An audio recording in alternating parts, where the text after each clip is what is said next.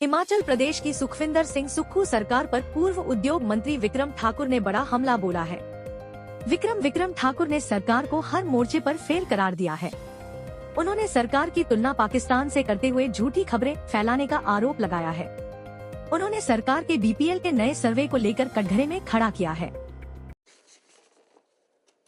विक्रमादित्य जी, जो समय समय के ऊपर उनके मैं बयान सुनता रहता हूं, और ये जो अभी आपको मैंने बोला कि किस तरीके से अनस्पेंड मनी को जो है वो वापस लिया जा रहा है, और ये विक्रमादित्य जी ने 21 फरवरी को एक बयान दिया था कि लोक निर्माण विभाग के 385 करोड़ की सभी पुराना भुगतान जो है वो कर दिया जाएगा।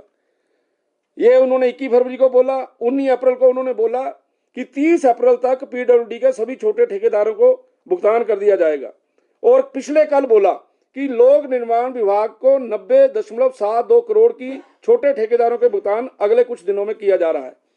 यानी एक मंत्री किस प्रकार से बोल रहे हैं, और हालत यह है कि जो ठेकेदार हैं उनको जो है वो पेमेंट्स नहीं मिल रही, ठेकेदारों को उनका भुगतान नहीं हो रहा। मैंने पहले भी ये आरोप लगाया था कि ये जो मुख्यमंत्री बोलते हैं इनके ऊपर कौन विश्वास करे, और ये जो मंत्री बोल रहे हैं जिनकी ये 3 स्टेटमेंटें मैंने दी हैं, 3 स्टेटमेंटें अलग अलग दिनों में अलग अलग महीनों के अंदर इन्होंने इस प्रकार से बोला है। इसी तरीके से आपके ध्यान में और रहे कि आम जनमानस क्यों परेशान है।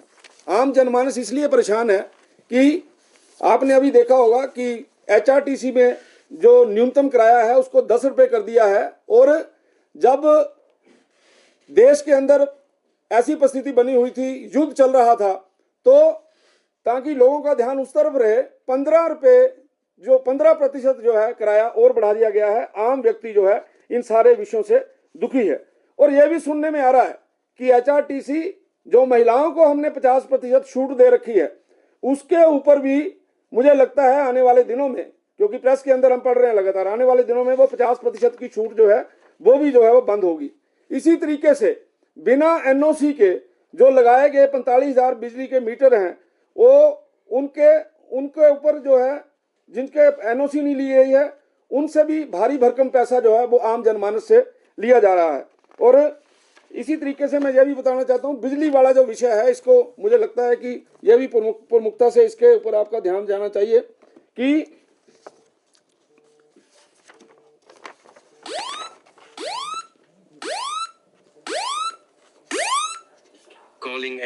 शिमला से कैमरामैन युगमार्ग टीवी।